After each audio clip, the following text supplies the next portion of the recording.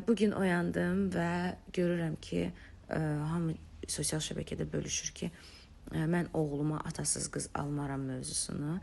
Birincisi mənim oğlum yoxdur, amma inşallah nəsib olar. İkincisi də ki, təki mənim oğlum olsa, elə mənim oğluma sırf şəhid qızı nəsib olar.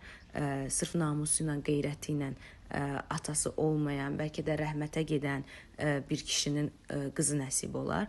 Mən deyəndə ki, mən atasız qız almaram, mən o mənada deyirəm ki, yəni anası həmin kişini yarı yolda qoyub, daha sonra öz zövqünə görə boşanıb, atıb və qızını atasız qoyubsa, mən elə ananın qızını, hansı ki atasız hesab olunur, elə ananın qızını atasız almaram.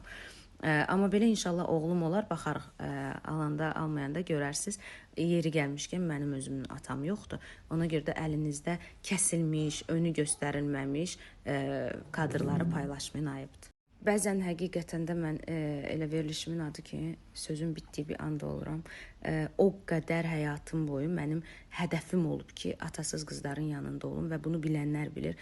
Və nə yazıq ki, bilənlər ağızlarını açıb bir kəlmə demədilər.